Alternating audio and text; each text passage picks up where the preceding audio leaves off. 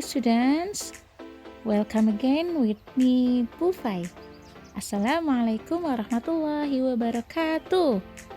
Are you ready for today? Insyaallah. Let's say basmalah together. Bismillahirrahmanirrahim.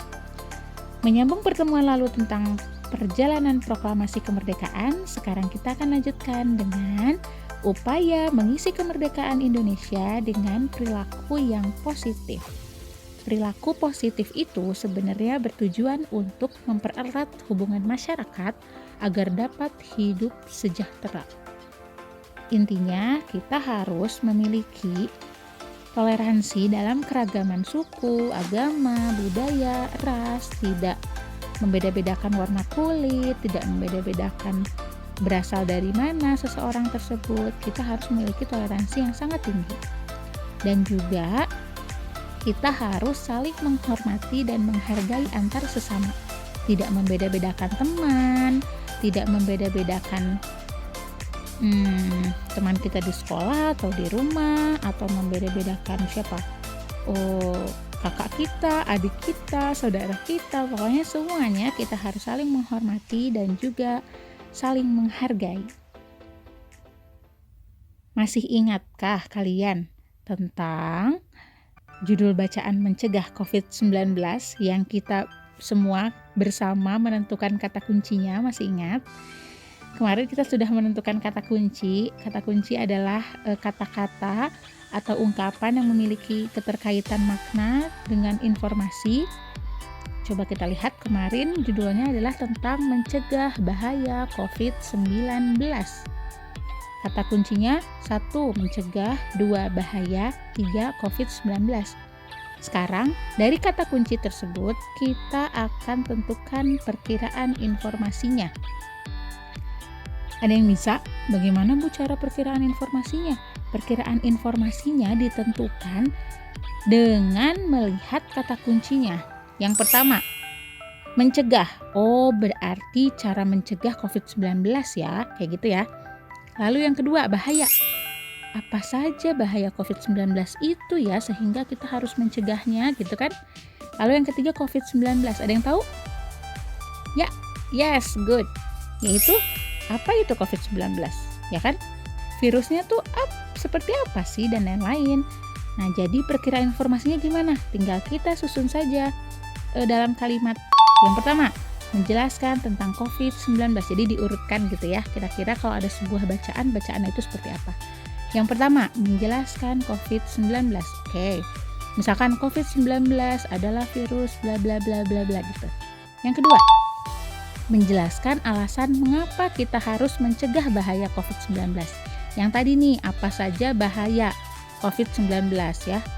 Yang ketiga adalah menjelaskan cara mencegah agar kita tidak terpapar COVID-19. Seperti itu, mudah kan? Jadi pertemuan kemarin kita sudah menentukan kata kunci dari judulnya. Sekarang menentukan perkiraan informasinya dengan cara menyusun kalimatnya saja dari kata kuncinya tersebut. Bisa ya? Oke, pintar semuanya. Next. Jadi tadi tuh kan dari kemarin kita membahas judul teks non-fiksi. Sebetulnya teks non-fiksi itu apa sih? Teks non-fiksi itu adalah teks yang berisi informasi berdasarkan fakta atau kenyataan. Nah, contohnya apa saja ya? Contohnya bisa dalam sebuah artikel majalah, artikel koran, atau sebuah berita, atau dari buku ya. Ada buku-buku tentang non-fiksi. Itu juga bisa. Contohnya nih, misalkan biografi. Nah, ada biografi. Tahu biografi? Biografi itu bercerita tentang profil seseorang. Misal biografi tentang B.J. Habibie kalau di tema yang sebelumnya ya. Kayak gitu. Ini ada biografi tentang Mus'ab bin Umair gitu ya. Terus ada tentang buku tentang kesehatan mental. Itu tentang kesehatan. Ya, jadi fakta atau kenyataan. Ini ada juga biografi Habibie. Ya, kemudian itu tadi buku kesehatan, terus biografi, artikel, berita itu termasuk non-fiksi, oke? Nah, berikutnya adalah Bagaimana sih cara memperkirakan dan menggali informasi dari teks non-fiksi sebelum membaca? Seperti yang telah kita lakukan, ada yang bisa menebak? Yes, good. Menentukan kata kunci dari judul bacaan yang telah kita lakukan ya. Lalu yang keduanya adalah, yes, betul juga, memperkirakan informasi dari kata kunci tersebut. Jadi yang telah kita lakukan sebelumnya tentang bahaya mencegah COVID tadi ya. Dan yang terakhir adalah mengamati gambar. Jadi selain kita menentukan kata kunci pada judul, menentukan perkiraan informasinya, kita juga harus mengamati gambarnya. Jadi kalau ada gambar nih, ada buku tentang kesehatan, ada gambarnya, kesehatan mata. Oh, ini buku kesehatan. Terus kesehatan mata, oh pasti karena judulnya gangguan kesehatan mata, berarti isinya pasti tentang mata yang sehat itu seperti apa, gangguannya apa saja kan gitu ya. Bisa dilihat dari gambarnya juga. Tidak mungkin gangguan kesehatan mata, tiba-tiba gambarnya hidung gitu ya. Tiba-tiba gambarnya kesehatan pencernaan misalkan, itu tidak mungkin kayak gitu. Jadi bisa dengan cara menentukan kata kunci, perkiraan informasi, dan juga mengamati gambarnya. Mudah bukan? Semoga tidak terlalu cepat ya Bu Faya menjelaskannya. Oke, selanjutnya kita akan berlatih. Di sini ada sebuah judul, Makna Proklamasi Kemerdekaan bagi Bangsa Indonesia. Tentunya pertama tentukan apa? Ya, kata kuncinya. Ada yang bisa? Yes, gimana?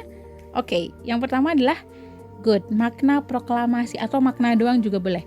Betul, makna proklamasi. Yang kedua, yes, proklamasi. Nah, yang ketiga ada yang bisa tidak?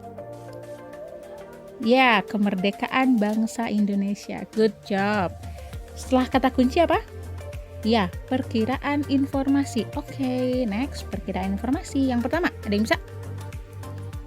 Oke, betul sekali. Pertama adalah menjelaskan tentang proklamasi dulu.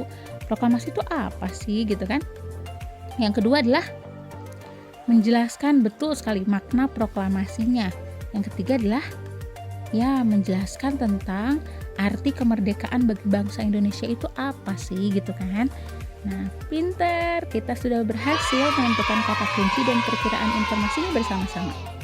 Berikutnya, ada teks tentang judul tersebut, kita cek apakah perkiraan informasi kita betul atau salah ya. Alright. Ini dia teksnya. Kita baca dari paragraf 1 sampai paragraf 4. Oke. Let's start. Proklamasi memiliki arti pemberitahuan resmi kepada seluruh masyarakat. Kemerdekaan Indonesia diproklamasikan pada tanggal 17 Agustus 1945 secara resmi oleh Soekarno-Hatta sebagai buah dari perjuangan bangsa Indonesia melawan penjajah. Berikutnya, paragraf 2. Proklamasi kemerdekaan tersebut memiliki makna bahwa bangsa Indonesia sudah merdeka dan berdaulat, sehingga wajib dihormati, dihargai, dan memiliki kedudukan yang sama dengan bangsa lain. Paragraf 3, proklamasi kemerdekaan juga memiliki makna lainnya, yaitu sebagai puncak perjuangan, sebagai awal terbentuknya NKRI, sebagai titik tolak perubahan hukum kolonial menjadi hukum nasional, menjadi pintu gerbang menuju masyarakat adil dan makmur. Paragraf 4 atau paragraf terakhir adalah kemerdekaan merupakan cita-cita tertinggi bagi bangsa Indonesia, bangsa di dunia.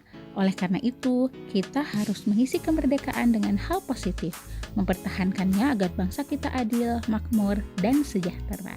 Bagaimana? Kira-kira perkiraan informasi kita betul atau salah tadi? Betul atau salah? Ya, betul. Tepuk tangan untuk kita semua. Jadi, paragraf pertama itu adalah perkiraan informasi kita yang pertama betul tuh, menjelaskan tentang proklamasi. Lalu paragraf 2 dan paragraf 3 menjelaskan perkiraan informasi kita yang kedua, makna proklamasi. Lalu paragraf 4 yang terakhir, perkiraan informasi kita yang ketiga, menjelaskan tentang arti kemerdekaan bagi bangsa Indonesia. Yeay, we did it. Kita berhasil.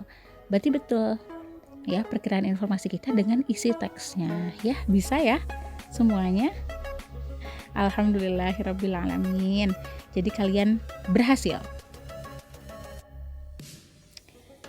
Seru ya. Mari simak ayat Quran dari surah Ali Imran ayat 200 berikut ini. Ya ayyuhalladzina amanu sabiru wa sabiru wa rabitu wattaqullaha la'allakum tuflihun.